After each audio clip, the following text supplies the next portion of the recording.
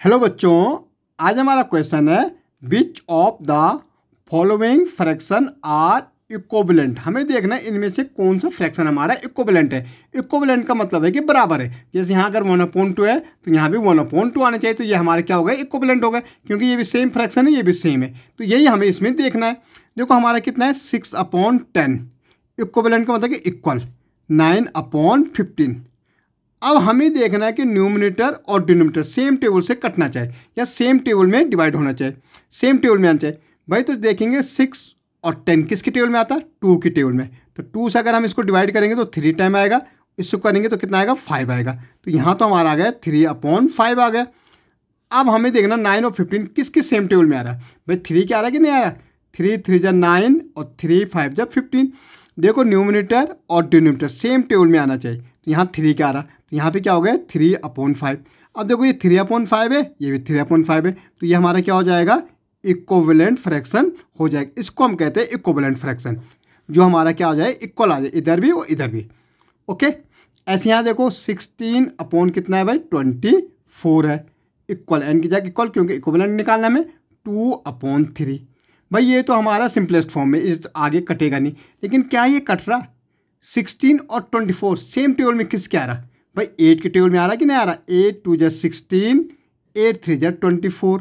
तो यहाँ भी भाई 2/3 आ रहा, और यहाँ भी कितना है 2/3।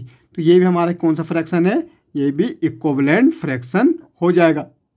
ओके, कौन सा फ्रैक्शन हो जाएगा, इक्विवेलेंट का मतलब कि दोनों तरफ हमारा सेम आना चाहिए। जैसे 2/3, यहाँ भी 2/3। ऐसे हमारा नेक्स्ट देखो 3/4 इक्वल टू में 21/24। भाई ये तो कटेगा नहीं, क्योंकि 3 क्या 1 और 3 के टेबल में आता, और 4 क्या 1 और 2 और 4 के टेबल में आता, सेम टेबल से नहीं आ रहा, तो ये कटेगा। लेकिन देखो 21 और 24 3 के टेबल में आता, 3 7 जा कितना होता 21, और 3 8 जा 24। अब यहाँ देखो 3/4 है, और यहाँ 7/8 है। अभी आगे ऊपर नीचे सेम टेबल में नहीं आता, तो भाई ये तो इक्वल नहीं आ रहा। यहाँ कितना है 3/4, यहाँ कितना 7/8, तो ये हो जाएगा नॉट इक्विवेलेंट। ये हमारा इक्विवेलेंट फ्रैक्शन नहीं होगा। ओके, ऐसे देखो भाई 25 कितना है 36, इक्वल हमारा कितना है 5/6। क्या ये 25/36 सेम टेबल में आता किसी भी, बट 25 1 के टेबल में आता या 5 के टेबल में आता, 36 बहुत के टेबल में आता, 1 के आता है, 3 के आता है, 6 के आता है, 9 के आता है, लेकिन सेम टेबल में नहीं आ रहा। तो भाई ये तो 25/36 तो कटेगा ही नहीं किसी नंबर से, क्योंकि न्यूमरेटर और डिनोमिनेटर सेम टेबल में आना चाहिए। तो कोई भी नहीं आ रहा हमारा, यहाँ 5 की, यहाँ तो कहीं 5 है नहीं। ओके, 1 से काटोगे तो सेम वही नंबर आ जाएंगे। तो ये हमारा क्या हो जाएगा 5/6। ये हमारा जो साइन होता है नॉट का होता है, तो हम लिख भी देंगे नॉट इक्विवेलेंट। तो ये क्या हो जाएगा हमारा, इक्विवेलेंट नहीं होगा। ठीक है, वैसे आप ये इक्वल का साइन है, इसमें ये लगा दोगे तो नॉट इक्विवेलेंट हो जाता है।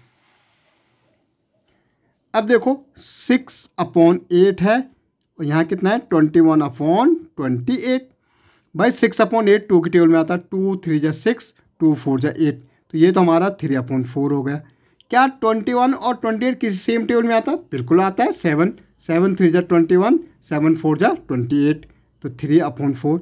ये हमारा इक्विवेलेंट है भाई, दोनों तरफ एक जैसा आ रहा, तो ये क्या हो जाएगा, इक्विवेलेंट फ्रैक्शन हो जाएगा। ओके, ऐसे भाई 8/12 इक्वल टू 14/21। भाई ये आ रहा 4 2 जा 8, 4 3 जा 12, तो 2/3। यहाँ देखो 7 2 जा 12, 7 2 जा 14, और 7 3 जा 21, ये भी 2/3 आ रहा। तो ये भी हमारा इक्विवेलेंट फ्रैक्शन है भाई। ओके।